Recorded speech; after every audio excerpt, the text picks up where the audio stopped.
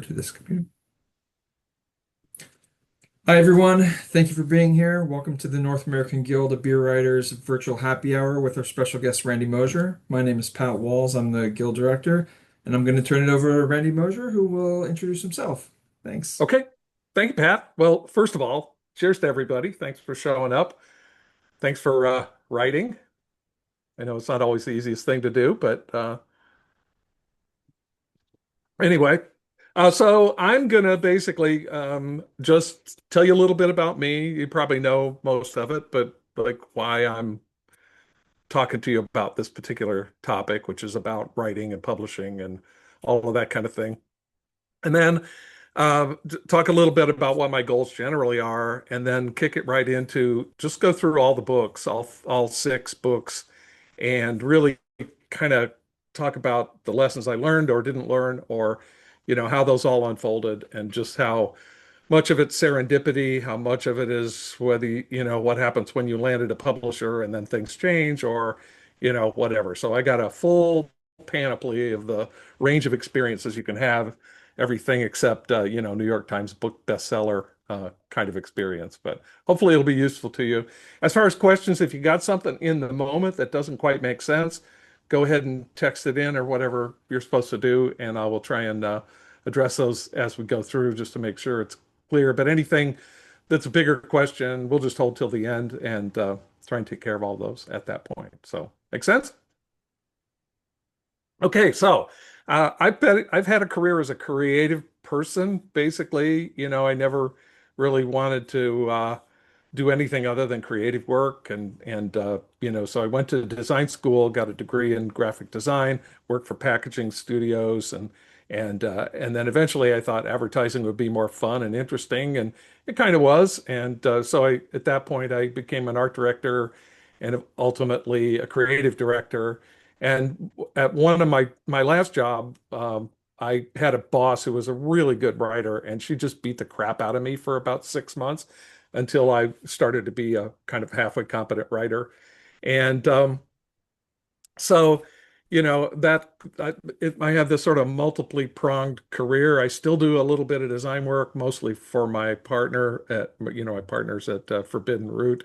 Nowadays, I'm not really taking on any outside clients, but I've done that for my whole career. I've had hundreds of, well, dozens and dozens of clients, have done hundreds of beer labels and stuff, and it's gotten, me into the craft beer business in one way or another. But homebrewer is really kind of my way in, and I'll talk about that path because it was kind of an um, interesting and unusual path. So I've had 5 books so far, and I've got a sixth one that's coming out in May. I'll talk about that a little, but I think, Pat was saying maybe we'll closer to release, we'll really dig in and talk about that book and why everybody should be interested in it, that's interested in beer or wine or anything else, because it's that kind of book. So I've had a wide range of experiences of publishing. Some pretty decent results, and I've made at least part of my living as a writer, which I know is not the easiest thing to do. And so we've had some successes, had some, never really had it all out fail, but not everything's as easy.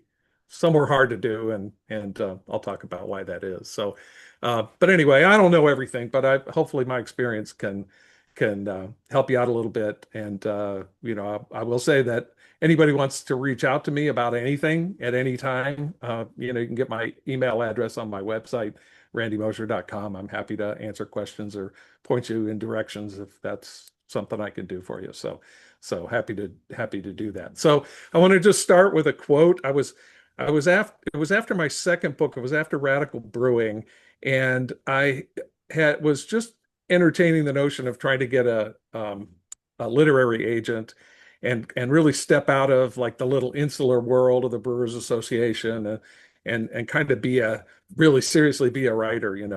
And so the late great Michael Jackson was at an event, and I'd known him from his travels to Chicago. He came here quite a bit in those really early days, and always loved hanging out with the home brewers. So we did a lot of stuff with Michael. And I said, "Hey, Michael, uh, I'm thinking about all this, thinking about an agent and going with real publisher." And I said, "You got any words of wisdom for me?"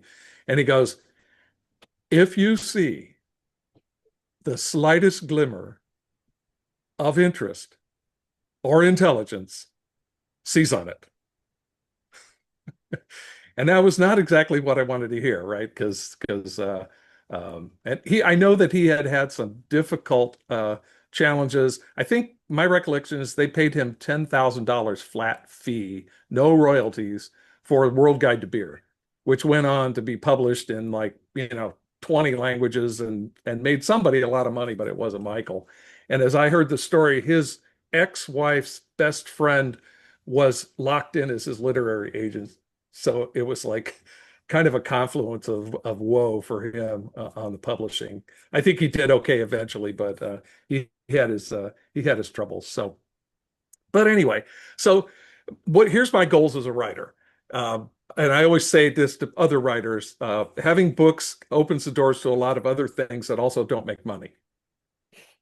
And so it can be a really great thing to do, and it's really worth doing, and it gives you a lot of credibility in the community. It does open doors, and the ideal, the ideal is to sell a shit ton of books and get some good royalties. But the thing that's actually even better, and what I'm really kind of counting on for this next project that is coming out in May, is that it sort of propels you into, at the very least, getting invitations to go to interesting places where they pay for your travel. And at best, to get, $1,000 a day or a couple $1,000s a day or whatever it is for your day rate or a talk or something like that. And that's pretty good money compared to a buck or two per book on royalties. So, it's really like where the money is, where the action is. And so you might think about that. It's like when you're working on a project, when you're formulating a book, does it have that aspect to it? Can you make that work for you? Um, for me also, it's really about having stuff to say. I never wanted to write the same book twice. That's why eventually I stopped writing books on beer. I just kind of ran out of things to say, and looked around the market at every point and thought, well, where's there a gap? What does not exist? And that's how Tasting Beer was sort of born out of that. The wine world had books like that called Jancis Robinson's How to Taste. And that was a big inspiration for me because I thought, yeah, we need a book like that. And as I heard it from Michael, that the World Guide to Beer was based on Hugh Johnson's Atlas of wine, and that he thought that the beer world needed something like that. So looking around and seeing where there's a hole in the market and what people are interested in, seeing if it doesn't match exactly what's out there, that's an opportunity for you. But there's no point in writing, another book that's just the same as something that's always out there unless you've got a lot of new information or a really unique way of putting it together. Um, so anyway, let's see what else. Oh, another thing I always really, really strive very hard to do is, no matter who I'm talking to, how high a level or low a level, I want to make sure that I've always got new information for people. So I think the research part, um, is really, really important, and digging in and getting great stuff. I love what Stan Hieronymus does, for example. I mean, he's really a journalist, much more than I am. I'm kind of a deep researcher on single topics, but I'm not like the journalist. But he talks to the monks in Belgium or whatever it is, and he really has a great reportage sort of style that I think, also another great place to get things that people don't know, because people will have these things that you can't just look up on the internet. So let's see what else. And again, business goals, income from royalties plus invitations and hopefully some paid speaking. So that's what I'm really, like, business wise, that's what I'm looking for. So let's just go through the books. First book, Taste Brewer's Companion. This was written in 1985, and or I started writing it in 1985. It was sort of a scruffy pile of notes. I was really fortunate um, to run into a guy named Charlie Finkel, and I don't know how many of you know who he is, but he was at the time had created a thing called Merchant Duvan. It was a beer importing firm, and he was really the first guy in the U.S. to figure out how to sell a $10 six pack. And this is when Bud was $1.69, right? So that was a major feat. So he would just like get on the phone He read Michael Jackson's book. He used it like a catalog, and he's like, "Hey, I'm Monk at Orval. My name's Charles Finkel, and I have a beer importing company. I'd like to represent you in the United States. How do you feel about that?" And they'd be like, yeah, okay, that sounds good." And so he just did that, and he was such a salesman and such a really brilliant guy, and like one of the more people-oriented people I ever met in my life. And I had somehow gotten in touch with his guy that was the guy who was running the Liberty Malt Supply company that was in Pike Place. He had a big homebrew store, really beautiful homebrew store, again back in the mid '80s. And because Charlie was super entrepreneurial, this guy, I had some calculator wheels that would let you calculate beer gravity and hop bitterness and things. And they're like, that looks really cool, you know. And Charlie said, we'd love to, can we publish that for you? And basically we'll pay you 50 cents a wheel, and you know, you put the art together for us and we'll print them. And that was the beginning. And then we got that rolling, and Charlie's got, well, what else you got? I said, well, I've got this like scruffy pile of notes in my notebook that are because I'm a graphic designer. I approached my brewing notebook very graphically, so I started doing recipe formulation sheets. And once you have that, you need a chart on malt to tell you how much gravity you're going to get on a given kind of malt. Same with hops, same with yeast, everything else. So it started to turn into a kind of a. At some point, I thought, you know, this could be some kind of book. And that was in the day when there were no books, for example, really talking about mashing. You know, Fred Eckhart had a couple of really peculiar little books that talked about mashing. They were all full of mistakes, but they were hilarious and really interesting, and you know, got a lot of people going. And Charlie Papazian eventually, you know, got his book out, but this was before that even, or right about the same time, I think.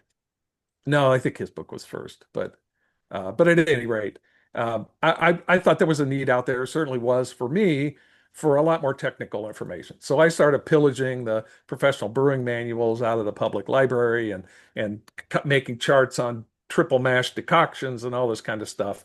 And you know, he was such a good salesman, and because he had this Liberty Malt going, he put it in a kit, basic homebrewing kit. He put this nice big book in it, and sold those kits. And I think he sold 100,000 or more of those books to Costco, or of those kits to Costco. So we had a really, like, otherwise, you know, would have been a few sales in the shop, but he got it into Costco, and it was like just, you know, fabulous for me.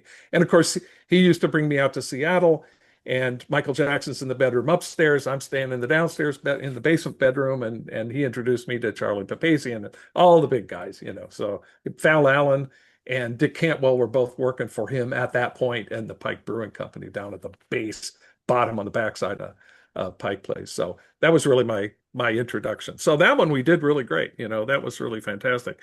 And I had bought in 1986, I bought a Macintosh computer, like dual floppy drive, 1 mega memory, pin feed paper or printer. It was awesome. And so I learned how to do you know, desktop publishing. So, uh, and then second book, Radical Brewing. This I had been writing the regular column or the homebrewing column for All About Beer for about 10 years when I started working on this book. And I just had this, like, I had a lot of material because every couple months I'm having to think, well, okay, what do I want to do now? It's like, well, how many ways can I screw up a European lager? And like, can we do 12 beers of Christmas? And just like all these funky, funny, goofy homebrew kind of things, in addition to some more serious stuff.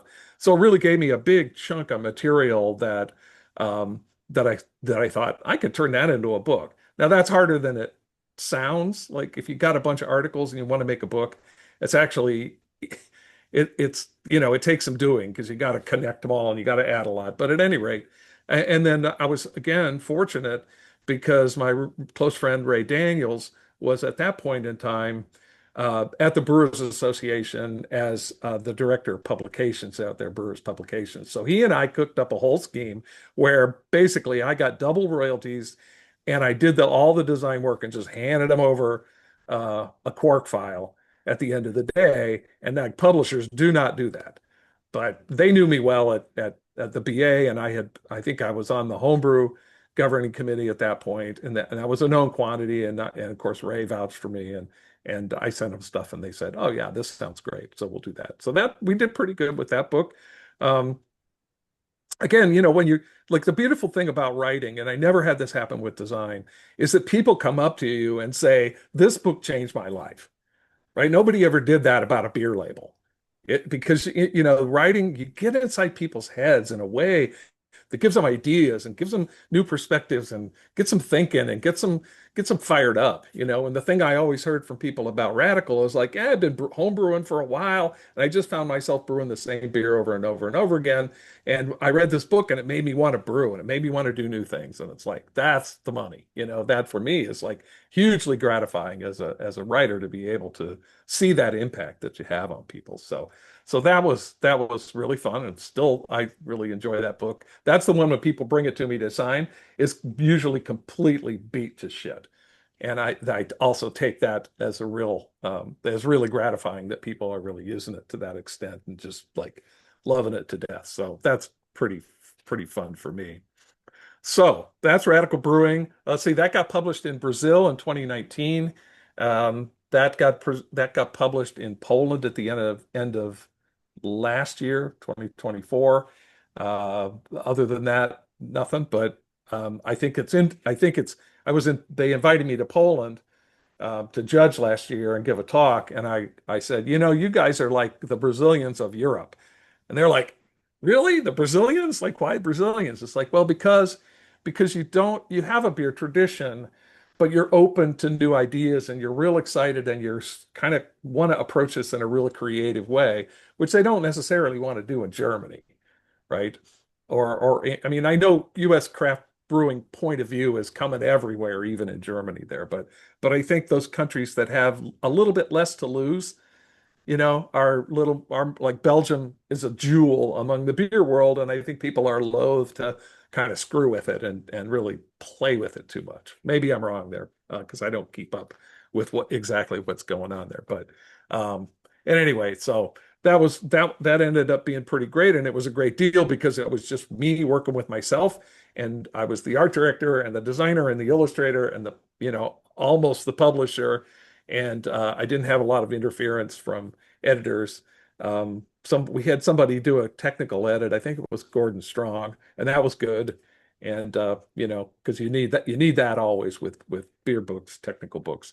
So that was that one. So then again, me and Ray, we had been working together at the Chicago Beer Society. We kind of met and both realized that we had a lot of ideas we could bring to this group. So we did a lot of events together, and we just really became great friends and started doing stuff together. And also, I had been involved a little bit with the Siebel Institute, and he actually decided to go and get a diploma, take the diploma class there, which I never really had the money or the inclination to do. And so at some point, Siebel saw a demand for a 3-day class on beer styles and recipe formulation. It was um, uh, aimed at brewers really more than anybody else. And then eventually they got a request from people like beer distributors saying, "Hey, can you skip a lot of the recipe stuff and then give me a little more history and context? Let's talk about glassware and beer and food and things like that." And that became my class, and we started. And that after teaching that for a couple of years, I started thinking, there's a hole in the market, and I have just exactly what I need to fill it. So I stripped out my PowerPoint slides. I had a 22,000 word outline. Boom, boom, boom, boom, boom. I wrote that book in about 8 months. So it was quick because I had all the research done, right? So I didn't really have to do that. I was working with that book with a company called Story Publications.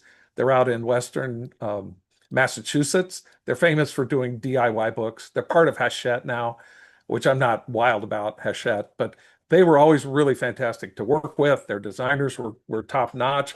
They gave me previews of stuff. I had a secret back channel communication going with the designer who was also a home brewer.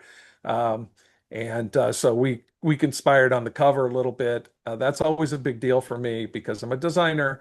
I didn't design the cover for tasting beer, but I did approve it and I did make suggestions to it that made it better. I made him clean up the photograph and take the bubbles out of the bubbles off the sides of the glasses of beer because, you know, that's dirty glassware. We're not doing that on my book, right? So anyway, um, story was fantastic. We had really good editors. You know, there's multiple levels of editing. There's what's called developmental editing or structural editing, and that's when they say, you know, you got this is over here, but it needs to be over here. These two chapters really should be switched. You got a great beginning for this chapter, but you don't really wind it up very well. Here's this thing that you also have in another chapter. You know, I think you should take it out here and leave it here, and that kind of thing. And we had great developmental editing. We had great text editing. I had some great technical editing. So that book came out clean, really, really clean, which I was really pleased with, because it's what you hope for. But it's easy to make little mistakes, and really the hardest thing is to don't assume you know anything. Like find some way to document it, find some way to really say, because you think you know stuff, common knowledge, what everybody says, what you read in other books, what you see on the internet is not always the way it really is. So I encourage you to just dig in deep and get real answers before you commit, because that nothing's worse than having people snark at you on the internet for getting something wrong, or even gently commenting directly to you, like, oh, you know, you could have, it's not like this. And then you feel like a goof. But anyway, but we've sold a lot of books. That book has been very successful. It's considered a category bestseller. It's the only beer book ever recommended by the Court of Master Sommeliers, which is the big wine organization. I don't know if it still is, but it was for a long time. And over the years, between the two editions, we've sold 250,000 books. So again, at a buck a book over 15 years, it's not a huge amount of money, but it is, nice and decent and very, very nice to have that coming in, because you do the hard work, you put in a year, but then you get, income coming in for several. So if you can get a few books in the pipeline, then, you can make a good chunk of your living that way, if you got a halfway successful book. So, um, what else about story? Yeah, in 2017 they thought, let's I mean, I had been thinking this book's kind of the Bible, kind of the reference. People are using it for classes. The Cicerone was recommending it. It's like, I'm going to keep this thing updated. And so let's do a new edition. And Story was thinking the same thing. So we enlarged it by about 20%. I gave it to the guys over at Cicerone and let them look through the whole text and make sure that it completely lined up with their syllabus. Ray and I had come up with the same content for the Siebel class, and he did Cicerone with it, and I did the book. So we were very much on the same wavelength. But like the original edition, it didn't have much on draft systems, so they wanted me to put that in. So I added a section on draft systems and so on. So, I'm thinking maybe do one more revision in another 2, 3 years, because there's been a lot of developments, and I think it might be worth doing. We'll see. I don't know, but that'll be up to the publisher whether they really want to do that or not. So anyway, that's that book. Then I had two. I had a twofer that kind of happened simultaneously. Um, and also tasting beer is now in 9 languages. So that's been great. I got an email one day from a woman called, she said, "Hi, this is Svetlana. Svetlana. You can call me Lana. I would like to translate your book." It's like, okay, Lana, find me a publisher, because that's how it starts. And so 2 days later, I get an email. "Hello, this is Yuri from Publishing Company. We would like to do your book." So, never going to make a ton of money on that. But it's cool that I've got a book in Ukrainian. There's two kinds of Chinese, Korean, Japanese, what else? Spanish, Portuguese, Italian. I think that's it. Not in France, not in Germany, not in Belgium. So not surprising, but because they don't need me over there. They don't like my goofy stuff. So anyway, two books. I don't know that I don't even remember the order anymore. But this is a little book called Beer for All Seasons. This book was particularly, this is Story again, same publisher. They came to me with this idea and said, we think we could sell kind of a fun book that just takes a look at beer around the seasons. You can use it as kind of a way to introduce to people to beer. We think it could be a great seller for Father's Day and so on. So I wrote it, and then they obviously did the design work and put it together. And then after about did I don't know, kind of okay. But after about 2 years, they sent a note to my agent and said, we'd like to claw back some of that advance that we gave you because we haven't made the advance yet, and we'd like to get that money back because we didn't. An advance is not just here's some money. It's like here's some money we're going to eventually owe you. So just in upfront, and we pointed out that this was not my idea. This was your idea. And that was the last we ever heard about the clawback. So I think they realized like, oh yeah, right. So they can't put that on the author because the book was fine. It wasn't anything wrong with the book. It's just like it was a gifty book. Nobody needed it. Right. So, oh, let's get it for dad. Dad likes beer. It's Father's Day. Ha ha ha. Here's the book. But nobody bought that for themselves. So that's a flaw. You don't it was like when I used to do a lot of focus groups in advertising when somebody said, this product would be great for camping. And that was like you take the concept off of the wall, you throw it on the floor at that point, because like that, what that means is not my everyday life. And unless you're making travel trailers or something specifically for camping, that's the kiss of death. So there was that one. And then this one, I just thought, you know, that there was I saw a hole in the market, perceived hole in the market, um, that there were a lot of homebrewing books out there that were really technical and had a ton of stuff, including the famous How to Brew, John Palmer's book. I know John pretty well. My sister was actually the director of a early childhood center where his kids were going because he worked at JPL at that point, and she's still in that job. But at any rate, um, so I mean, I have a lot of respect for John, but those books are not about fun. They're not about recipes. They're not about technical stuff. They're not about the art of brewing. They're only about the science of brewing. And that's great because you need the science. But I thought I can do both and put the two together. So I had an idea. We pitched it around. We got a bite from Chronicle Press, which is a very respectable book. They do a lot of cookbooks. They do a lot of art books. We were super excited to do this book. This book, Mastering Homebrew. This is my cover because their cover was so horrible that I just pitched the bitch. I didn't really have official rights to approve the cover, but we just stood firm, and they knew what they had showed was complete garbage. So at any rate, I started working on this book, and the idea was that they were starting a new little division within Chronicle that each book was going to have an app associated with it. Right. So it was going to be kind of like we're getting into the digital age. This was back in what was the year on that one? 2015 it came out. So I started working on it in like 2012, I guess. And that was sort of the new thing. And they did exactly one book like that. And what they realized, nobody wants to pay for an app. So now my editor goes AWOL because this project is orphaned because now she's not interested in it because it wasn't what she thought she was going to get out of it. And so she would go weeks and weeks and weeks without responding even to the simplest things. Um, just really an altogether awful experience. And then when we got to the point where they had paginated it, they sent me the PDF of the whole book, and there was holes on every page. There were just great stretches where there was kind of nothing and no illustration. And I said, well, what about the illustrations? And she said, well, we're out of money. We used up the budget already for that. Okay, what now? She said, I'll send you the whole thing. I'll send you the InDesign file. I'll send you all the like everything. And you got 3 months. You could do whatever you want because clearly she didn't really care what happened to it.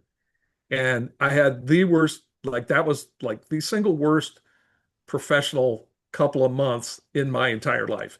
I was working 80 hours a week on this thing. My wife almost divorced me.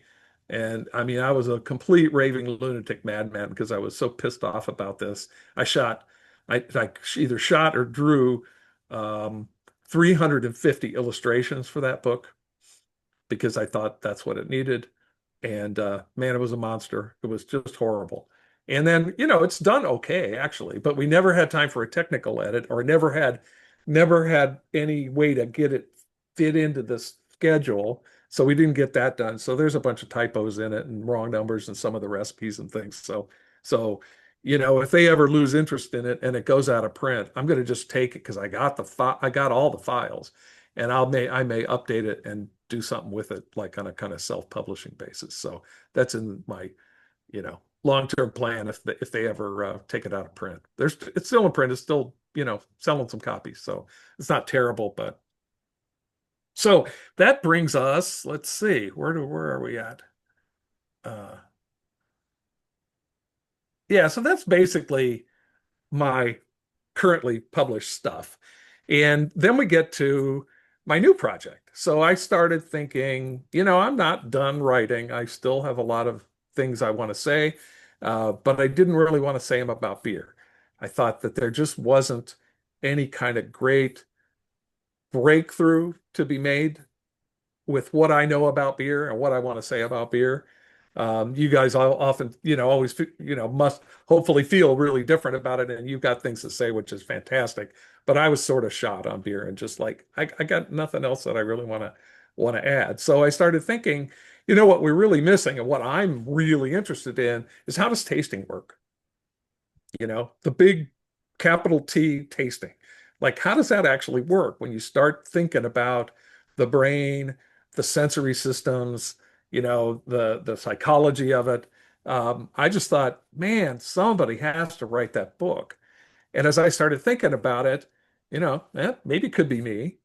And I started thinking, well, who else would write this book? Is Harold McGee going to write this book? I don't know if you know who he is, but he's a very famous more than a cookbook writer, is a food writer that writes a lot about the science of beer. His most recent book, he spent 9 or 10 years on. It's called uh, Nosedive. It's basically a big, thick, 1,000-page encyclopedia of odors. So it's right up against like what I have with this book. I have one chapter on it that's not 900 pages, but at any rate, so he's not clearly not writing it, or if he is, he's keeping it under wraps.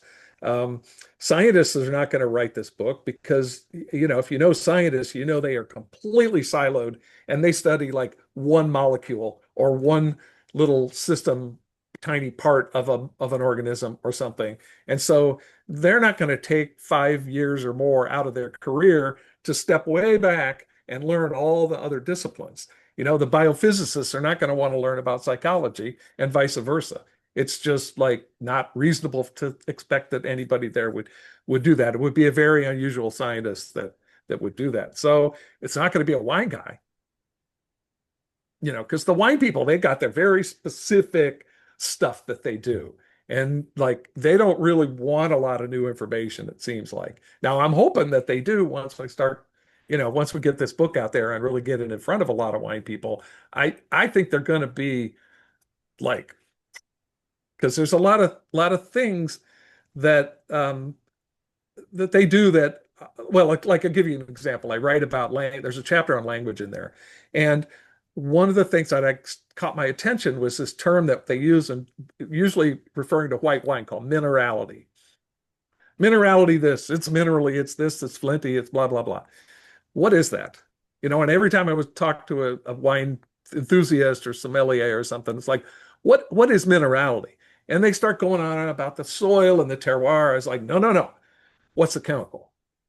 And nobody could give me anything remotely close to that. So it's like, I don't know. I really like wine. I think wine's fascinating. But it was really interesting as a beer guy trying to figure out what I'm going to say about wine.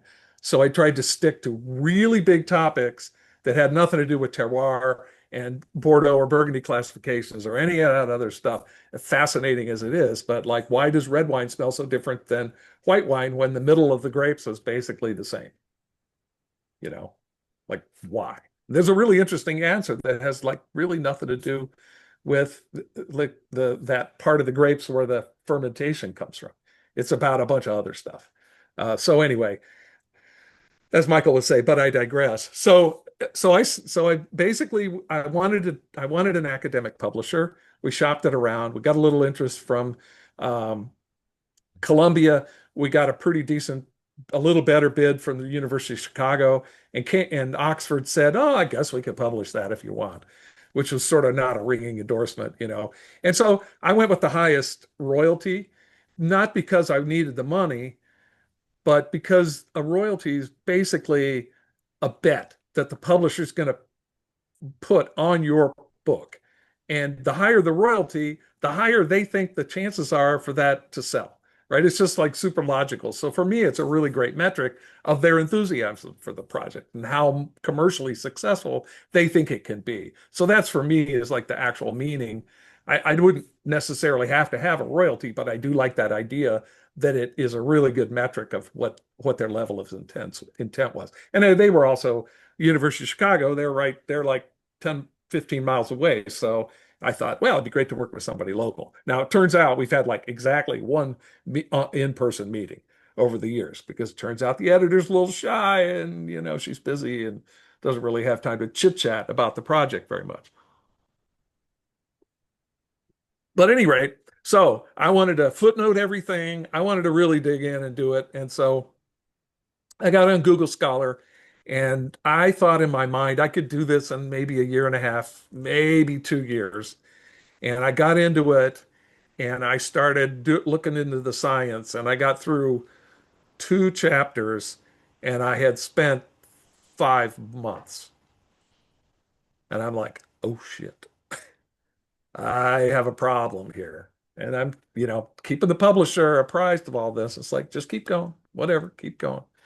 And so basically, 4.5 or 5 years later, I finally turned in the last part of the manuscript. And then we had to go through this whole process of, because it's an academic publisher, they go through this peer review process. So they get a bunch of reviewers that they have on sort of on call that they can send a manuscript out and have those guys review the manuscript. And by the way, I should say, at that point, this book was 216,000 words, which is just like probably all my books put together, basically, before. And anyway, so we get it to one reviewer who gives it a review so glowing he couldn't have possibly even read it. He basically said, of the 216,000 words, there's not one mistake in here, which I knew to be completely nuts. But he was very enthusiastic. And then the other guy was like, well, yeah, there's some things wrong with this. And it's like, yeah, there were. So there was and so then we have one kind of not very worthwhile review just because it was so like the guy didn't put a lot of thought into it. And so then they sent it out to another reviewer, and that also reviewer also came back. It's like, oh yeah, here's some mistakes and here's some other stuff. And I don't know. I'm not recommending publishing it in this form. And so I think you should turn it into a book about alcohol. Like, well, no, there's tons of books on that. There's hundreds of books out there about beer, wine, spirits, whatever. And in fact, I have another idea to do one of those, but this is not that book. So I'm not doing that. And people said, well, you should maybe take out the chapter on, you know, we don't need all these chapters about the sensory systems in a book on tasting. You should just stick to the practical stuff. And somebody one of them wanted me to, oh, I think you should do it with a lot of little anecdotes and talk about this person who's working at a restaurant and trying to be a sommelier, and then she had this experience with blah blah blah. And it's like, I don't know those stories. I don't have those stories. I can't just make them up. That would be nonsense. So I just plowed ahead. I fixed the problems. I sent it back, and eventually I got the thumbs up. And then I have a conversation with and then by that point, I'd cut 20,000, 30,000 words out of it. And you guys, I don't know if anybody's ever had to really do serious word count reduction on a project, because the feeling of doing that, I mean, editing is self-punishment, no matter how you do it, because it just shows up how idiotic you are and how badly you write, because you're self-criticizing. But that feel like if you know the Monty Python Holy Grail movie, there's a scene where there's monks in it and they're walking along, and each monk has a big 2 foot square board, and they will take 2 steps and chant, and then they pound that into their head, and they take 2 more steps and they pound it into their head again. That's what it felt for like, oh, not quite a year. So I've been through the ringer on this one, and but I found unbelievable stuff. I found just incredible science, incredible depth of information, incredible fabulousness and appreciation for how biology really works and how things evolve and how great humans are. You know, we always discount humans because, well, we're not as good as a bear or a dog. It's like, we're different than them, right? We don't have their lifestyle. We wouldn't want to live like that. Yeah, we don't need to smell a dead moose from 3 miles away. It's of no use to human beings whatsoever. But we can scent track. You know, they did a study where they dragged a chocolate soaked rag across a grassy field and blindfolded people and put them on their hands and knees. And by God, they could swing their noses back and forth and figure out which way the scent was coming from and follow that trail all the way down the field. So, and there's a whole bunch of stuff like that. But from all the way from the level of the receptors to the way the receptors sort of combine their signals, feed into the olfactory bulb, how that goes up into the brain. You know, like our smell is this amazing chemical detector, and it's all based on chemistry, but the chemicals only produce a signal that the brain gets to look at.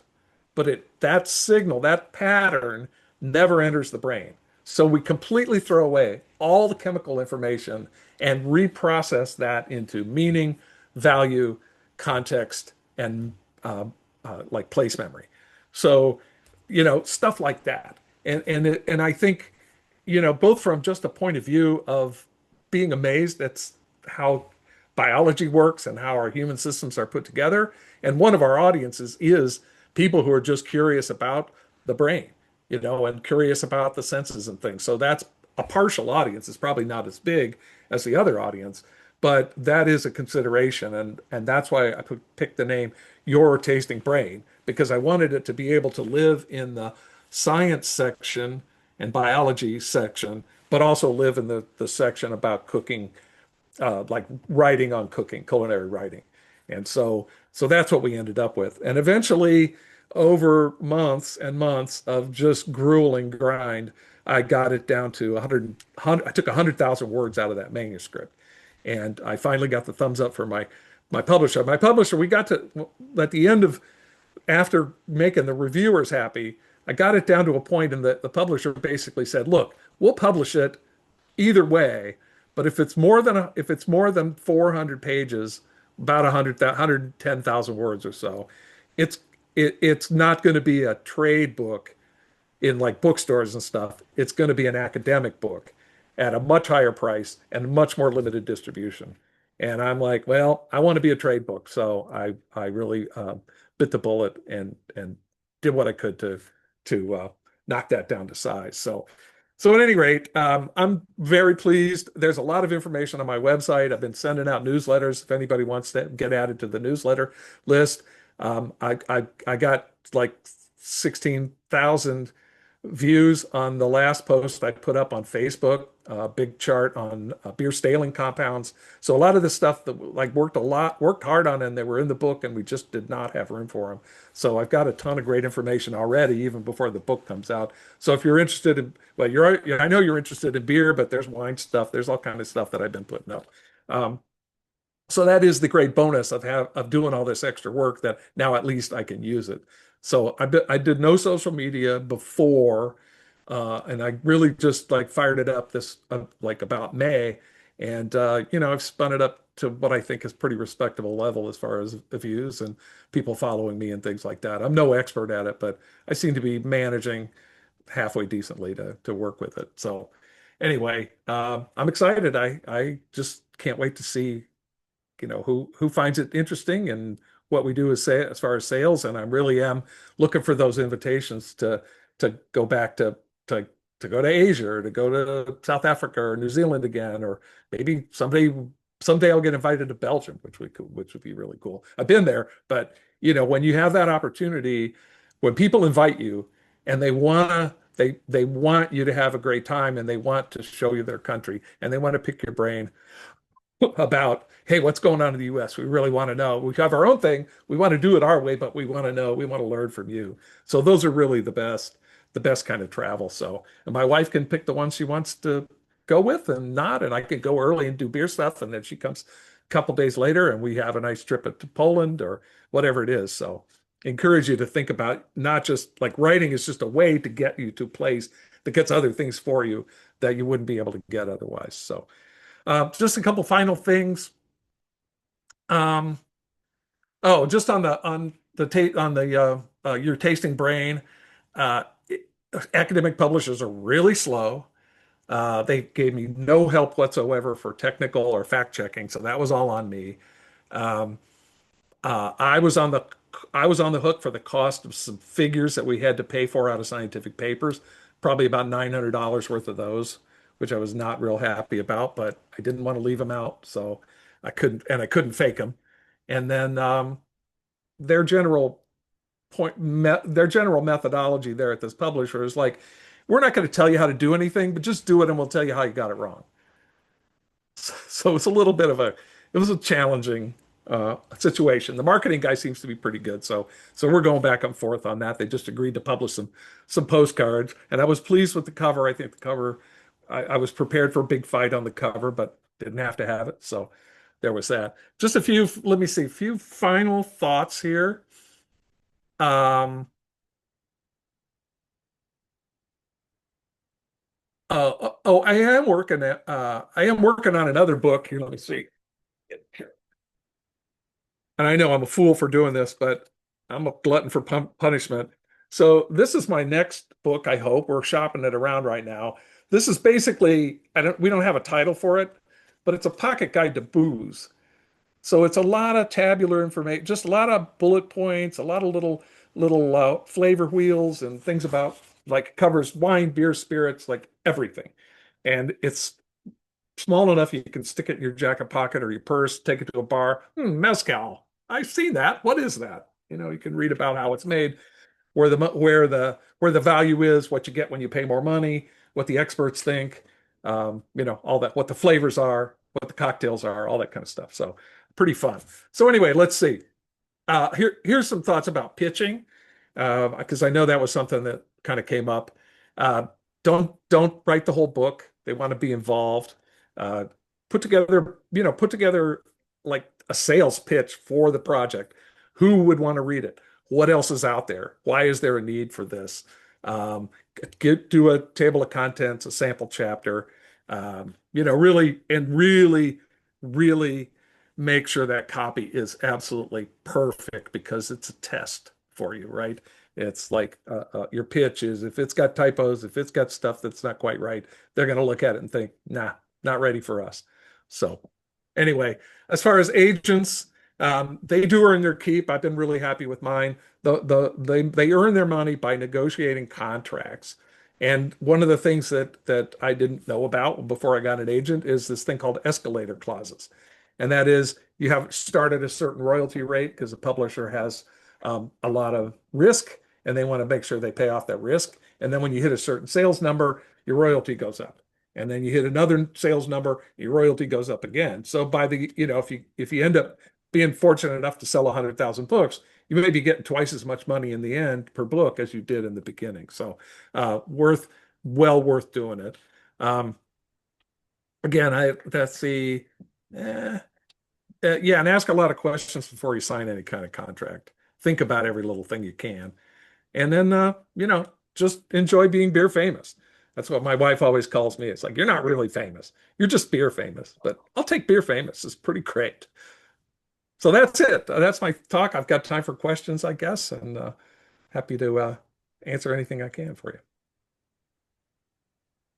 Well, thank you so much, Randy. That was, I think that was great. I'm looking forward to, of course, tasting beer has been really helpful for, I think, a lot of us on getting our head around the beverage that we write about and talk about and enjoy. And I'm looking forward to our tasting brain. Did anyone have any questions for Randy? If so, you're welcome to raise your hand or unmute or put it in the chat. Other- Otherwise, I Yeah, do have questions. Hey, Jeremy. it's all right. Hey, Pat, nice to see you again. You too. Uh, Randy, nice to see you again too. Yeah, I'm you too, Jeremy. with Good Beer Matters. You're on my podcast. Before we had a nice chat about Yeah, all of yeah, this stuff, and I was absolutely. really fantastic. Um, just to reiterate, of all the work that I do now, your book, Tasting Beer, was a significant vessel that got me to where I am now and to get me to do what I do now. And so, once again, thank you for Yeah, well, that I never get tome. tired of hearing that. So it's nice to know you read. And It's nor should you. writing is such lonely work. It's like you and the computer, and whatever research you're doing, books or whatever. But it's always nice to know that you're getting through to people. So I Well, and the appreciate it. thing is, it's one thing to just read it like I want to do this in beer. I actually had that book with me on a 2 week trip through Spain. So I'm reading your book. I'm tasting these wonderful beers from Europe, tasting this wonderful paellas and everything, and just this everything just came together in this shiny moment. And so it was not just a book; it was an experience, and I Yeah, well, that's appreciate great. Well, that. travel, that's the thing about travel. It just like hyper focuses you and Yeah, opens up so many possibilities, just gets you out of your ruts and yeah. fantastic. Well, and my goal is not to blow smoke up your nose, but it truly was an experience, and from that, I'm eternally that writer who's currently outlining the book idea right now. I have a book idea in mind that has Hmm. to do with beer, has to do with experience, has to do with Hmm. travel, has to Hmm. it's really story based. Yeah, yeah. Um, I think of um, well, that's not really important. What my question is for you, Randy, is having never published a book before, Hmm. you know, how should I approach starting with this stuff? I mean, there's so many options these days, and there's the publishing industry is different now than it was decades ago. Yeah. How would you advise someone like, I've got this book idea that is more story based, that is more travel and experience based? Where would you go with this if you were the one doing this? Well, I mean, for me, I would try and get a proper publisher if I can at all, Mm. right? Because they just do a lot for you that you're not going to do on your own. I never like, I mean, I know people have self-published and they've got a garage full of books and they're shipping out books and stuff. It's like, oh my God. And there are vanity publishers who basically you just pay for whatever services and they print your book and or it's print on demand or whatever. And those are really for people that want to write a family story and they're going to sell 100 copies to their friends and stuff like that. So there Yeah, are also a few hybrid publishers that will charge you for stuff up front rather than paying you in advance. They will charge you for design or editing or whatever, but they are actually distributing those books. And so, as I understand it, you can eventually earn that. So basically, it's like your you're paying off your advance, but you're paying up front instead of them. Right. But I yeah, think the upside is you generally get a bigger royalty because you're the one that's assumed the risk. But there's a lot of scammers out there. I mean, I just joined the Authors Guild pretty recently, and I would recommend doing it. It's like 125 bucks a year or something. It's not super yeah, expensive. They have a great feed every day of the stuff of the chats, and there's a ton of really helpful people on there. There's people like if you got a question about a publisher, you got 10 people on there like, oh, this guy's a scammer. No, these guys are great. Here's somebody here. You need an editor. Here's three people. Oh, I got this person. So I think really useful, a really useful and seems to be a very well put together organization. And they're ferocious What? on, they've been like really helpful with that big AI settlement that some of my books are involved in. Mm. And so I would recommend going there and looking at that. But put a pitch together. Go, figure out who the publishers are, who's doing books like on travel, on culinary travel. Like find those publishers that are already doing books that are kind of for that reader, and then pitch them. And you can some publishers only take submissions from agents. A lot of publishers will take stuff just, you know, under the door or whatever. And if anybody wants me to send a previous pitch, and really, I did kind of blew through that a little bit quickly about what you need for that. But I'm happy to help people with that process, or just like show you one of mine. Here's what I did, and but again, don't you want to write a sample chapter so they can see your writing. You want to point them to other writing you've done. To having the social media stuff now is also important. Like make yourself look good, and like why do you have what they call the platform? Like why are you the one to be able to write about this? Like that's something they care about. So Yeah. what's your experience been? What have you been writing about? Does this guy know? Does he know people? Is he good? I mean, can he do the book? So Yeah. Well, and then, and if you can't get a real like a publisher, then think about what those options are as far as the hybrid model, or I don't even know. yeah. So I'm Well, in the beginning of this, you mentioned how sometimes the goal is not necessarily to sell billions of books. right. Sometimes it is just to create opportunity to become a speaker, and Mhm. for me, that really is the goal. I would love to be the next Robert Fulghum of the beer world, but that's not going to sell millions of books, right? Yeah. Nobody But sells millions so, of books in the beer world. So well, yeah, maybe Charlie but with Papazian has, but but would that change your strategy if it were just to get a book out there and then create opportunity from there, or would it be the well, I same? mean, I guess it's if anybody's reading it, then I mean that's the problem, right? If you don't have distribution into in Amazon, in bookstores, and wherever they're selling books, then it's hard to get noticed if nobody's reading. So, yeah, I mean, the other Yeah, way that, and now what looks like a very attractive option for a lot of people, especially if you're doing sort of episodic stuff, where it's like I've been posting occasionally. Oh, I went to Portugal and I went visited these beer guys in Portugal and we ate some food and we saw a little bit of Lisbon and Porto, and I just did 800 words or something on my blog. But people make a living on Substack that are real writers, and like that whole approach of paid subscriptions or donated, like Substack, you can do it for free. You could do it a little of it for free and charge for more in depth. You can do it on a sort of donation basis. You can do it free for a while and then go to donation, see if you do anything, and if then ultimately you could go to $50 a year or whatever. But people are, I mean, the thing is, royalties are so small that if you could do something that's a little more direct and cut out the middleman, you don't have to sell as many.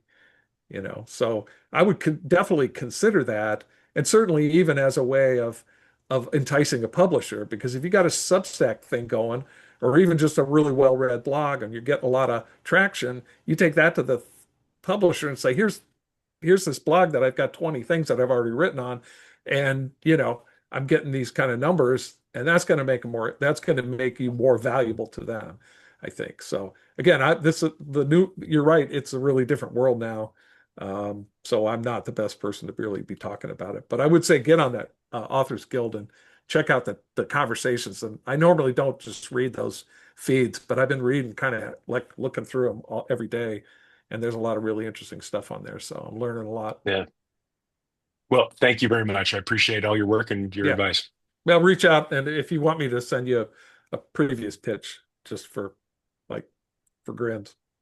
Yeah, And that's I'd be true for delighted. if anybody on here, I'd be happy to do that. So That'd Yeah, be thank you. great. Thanks, Jeremy. Great question. And Bill, I think some of the questions that I had were along the similar lines about how much work do you do prior to pitching.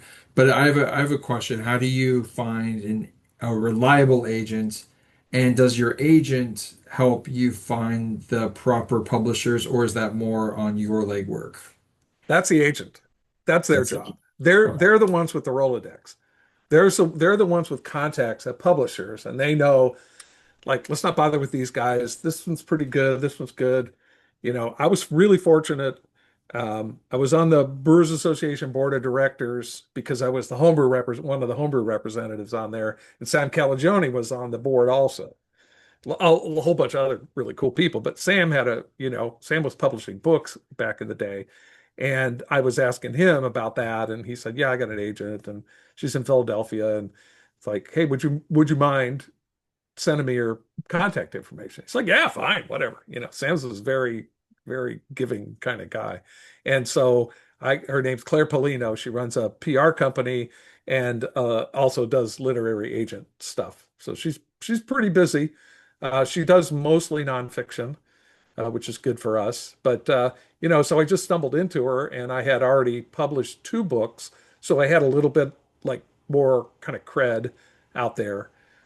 So she's like, yeah, okay, well, let's pitch this around and see what happens. So we landed Story for tasting beer, and that really was the big hit in my career, is just in terms of volume and stuff. So she's been really good, and she gets her money, but she earns it. So I think on balance, you're ahead if you can get an agent to help you with stuff. Because again, they know stuff about the contracts that you just don't know unless you really know contracts really well, and they know the scene, and they know how to, like, they'll can look at your pitch and say you need to do this. So So they help you with the not formatting, but packaging the pitch itself prior yeah, to they'll give putting you it in. feedback, and they're your kind of bounce off point. Before you send it to a publisher, they're going to say, yeah, this looks great, or you know, I don't know, just give it whatever feedback they have. Maybe, I mean, maybe like, oh, you need to talk more about what the competition is for this book, and if there isn't any competition, why isn't there, or why did whatever, all that kind of reasoning, sort of market analysis type of stuff. They're usually pretty good with that. So Very good. Thank you. All right, any other questions? Being aware of time, everyone's time. I think you covered all the questions that I had and that we had received throughout your conversation or your cool, discussion. So great. um, thank you so much. And I'll reach out to get that pitch for myself. Oh yeah, absolutely. I Yeah, again, appreciate anybody that. wants it, I'm happy to share. It's not proprietary. All right. Well, with that, I think we Okay, will end this. And like I said, this will be posted on our YouTube channel. And fantastic. thank you everyone for attending. A big thank you, Randy, Yeah, for sharing everything. And we'll have you back in May when your Tasting Brain comes out. And hopefully we'll figure out a way to get that into as many guild members' hands as possible, um, so that we can then start rethinking how we approach sensory in our own writing and our yeah. own I enjoyment. know, I know if you go to the University of Chicago website, there's a catalog listing on it, and there's a discount.